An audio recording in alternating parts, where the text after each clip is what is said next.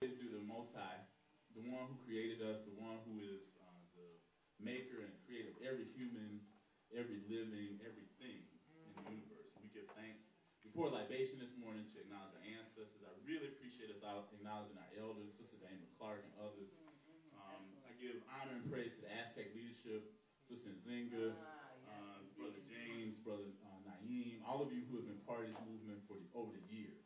And we give thanks for your continued commitment. And as we begin to pass the baton, as we pass the torch, that doesn't mean we're going to stop doing things. It just means that we don't have to do it in the same way. Right, exactly. And so we give thanks for that. I want to also acknowledge the leadership of Ile Omode, Mama Rose, Brother Baba Jahi, Mama Kanke, Kelly, everybody with this. What you saw in that few minutes, those of you who have not been around Rose, we've been around 28 years. Right. We're celebrating our 28th anniversary tomorrow. And we're proud of those accomplishments, proud of things, and it manifests when you see this. When these young people get up and play these are traditional rhythms, and they added a hip-hop little thing up in it. That's innovation. Because that means that these young people will then take that, and yes, they play kuku, which is an old social rhythm. They play kakilambe, which is a fetish rhythm from Guinea, which is calling the forest fetish down to help heal something in the community. Teaching you the song, my mo, my mo, my my. That's the song that people sing, and then they got a little wrap up in it, right? Yeah. That's powerful because as African people, we always work off of the platform of tradition and then innovate. Yeah. If you're not innovating, it's like you put it in a museum. You just put it up on the shelf because it's the innovation that takes things to the next level, and if that innovation is grounded on tradition, you can't go wrong. I want to dedicate the few comments I have, and then we'll open this up to someone who became an ancestor in our community this past week, Brother Rafiq Ballot. Many of you may have his book on your shelf somewhere. Back in 1983, I believe it was, he and Brother Thomas Goodwin wrote a book called The Sacred Science of Egypt in All Islam. And he looked at the connections between Kemetic studies. This is early in the evolution of some things. The connections between Kemetic or Egyptian symbolism and message and values and Al-Islam. And he passed on to be with the ancestors after having a stroke several years ago, and then most recently about with his heart. And I got a chance to see the brother before he passed. So we give thanks for his life, his work, and keep his family in our prayers as we celebrate his contribution. And then lastly, I want to thank Asa for hosting us once again. Sister Toby and all of the staff here have opened up their home, their hearts to this community in so many ways, to ASCAC, to the children of West Oakland. And it's very important for us to create institutions. That's what Chancellor Williams taught us. That's what Dr. Clark encouraged us to do. That's what John G. Jackson, all of these leaderships, all the people in leadership, Mary McLeod Bethune and others, create institutions. Because if we're not creating institutions, we can't sustain the work.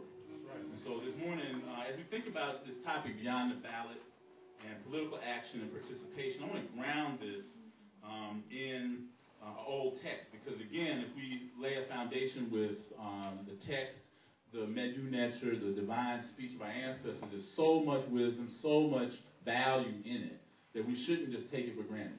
And so this morning, I want to remind us, based on something that the great Ptah Hotep said in one of the world's oldest established writings, where he talked about leadership.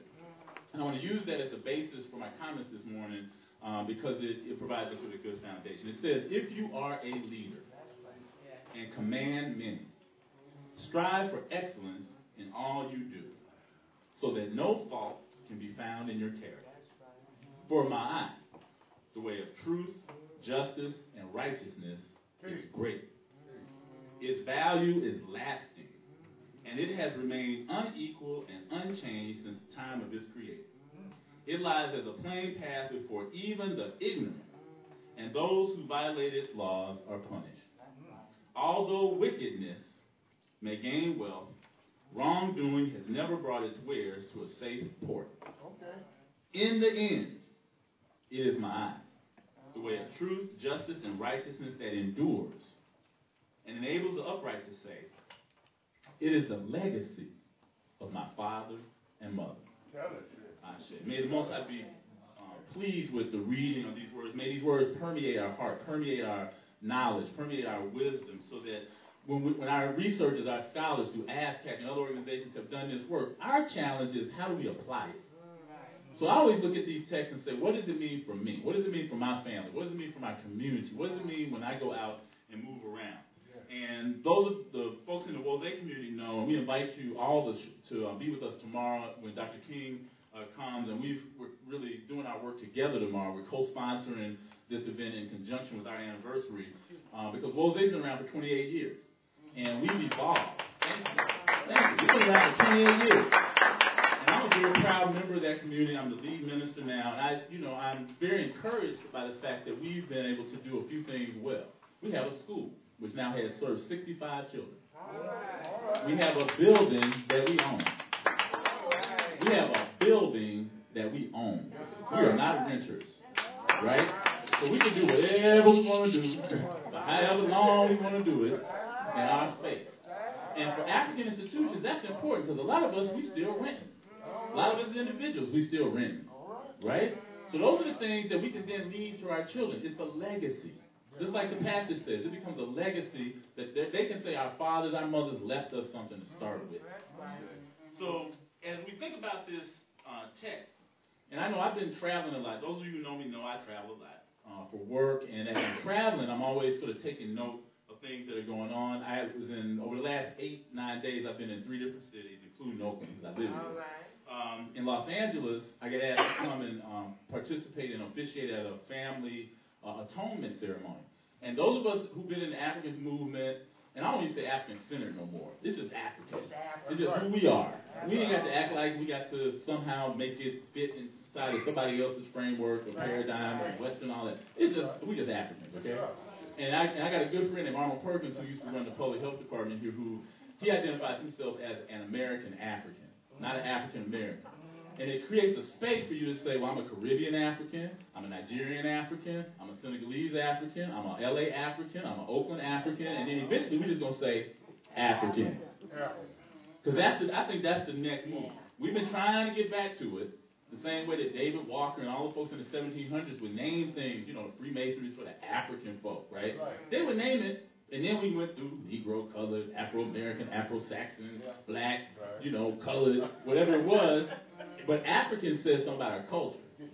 It says something about who we are. Then you got something to connect to. You got a continent. You got a history. You got a tradition that you can then connect to around politics, economics, family life, and other things.